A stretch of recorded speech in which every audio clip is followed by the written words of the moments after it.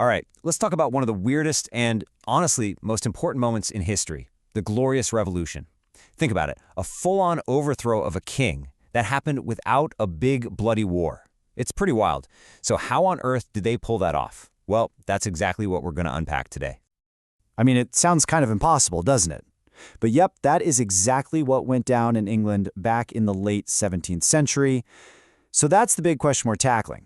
How do you swap out your king, completely overhaul your government, and nobody gets hurt? Let's get into it. So here's how we're going to break it all down. First, the big showdown between the king and parliament. Then, the crazy secret plot that gets hatched. After that, the so-called Bloodless Revolution itself. We'll look at the New Deal the Crown had to accept, and finally, we'll see how this whole thing sent ripples all the way across the ocean. Okay, so first things first. Our story really kicks off with this massive conflict brewing. It's a classic standoff. The king on one side and pretty much the entire political system of Britain on the other. And this wasn't just about who's in charge. It was a deep divide over power and, maybe even more importantly, religion. So this really breaks it down for you. On one side, you've got King James II. He's Catholic, ruling a very Protestant country, and he's a huge believer in the whole absolute power thing, the idea that God put him on the throne so nobody can question him. And then on the other side, you've got Parliament, and basically everyone else, who are all thinking, no, we believe power should be shared. Thank you very much.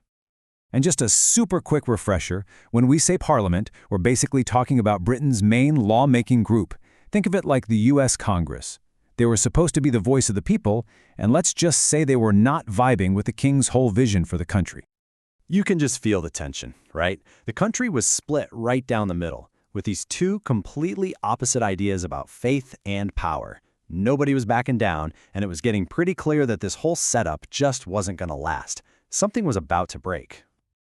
Okay, so if you're Parliament, what do you do when you've got a king you just can't work with? Well, in 1688, you cook up a plan that is so wild, so audacious, it honestly sounds like it came straight out of a Hollywood movie. And this just shows you how desperate they were. Parliament felt completely trapped by King James, so they did something insane.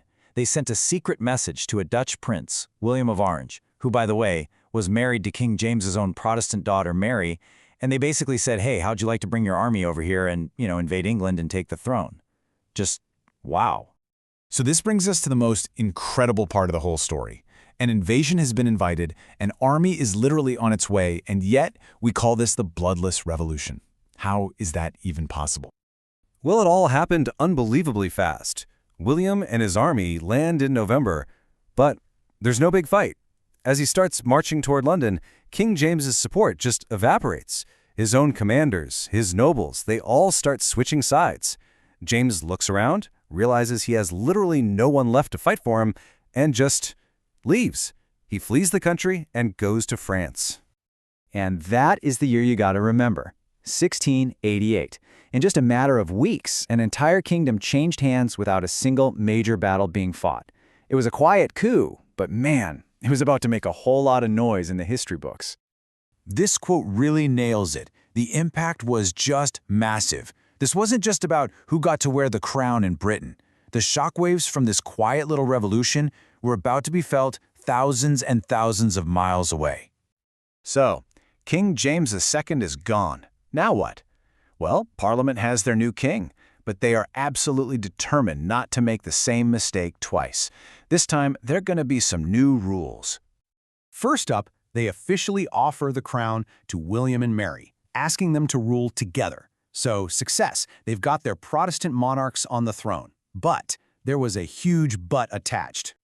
Parliament laid it out plain and simple. The days of an all-powerful king were over. Done. William and Mary could be king and queen, but their power was going to be seriously limited. The crown now came with some pretty heavy strings attached. And those strings came in the form of a revolutionary new document, the British Bill of Rights. This was a total game changer. It basically flipped the power dynamic on its head, giving Parliament the upper hand over the monarchy for good.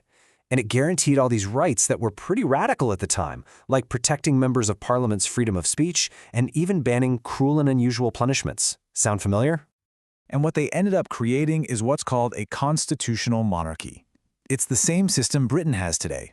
The king or queen can still reign, sure, but they can't rule with total authority anymore. From this point on, even the monarch had to follow the laws of the land, just like everybody else. So, why are we talking about some power struggle from the 1600s in England? Why does it matter to us? Well, because the ideas that came out of this revolution, they didn't just stay in Britain. They hopped on a boat, crossed the Atlantic, and started taking root in the minds of the American colonists. When word of what happened in England reached the American colonies, it was like a lightning bolt. For the first time, colonists saw real, hard proof that you could challenge a king, that people could stand up for their rights and win. And that little idea started to grow, making them question British rule and planting the seeds for their own revolution, not even 100 years later. And that kind of leaves us with this big question to chew on. The Glorious Revolution proved it was possible to fight back against absolute power and demand a government that answers to the people. It really makes you think, doesn't it? How many of the freedoms we just take for granted today actually got their start in moments just like this, so long ago?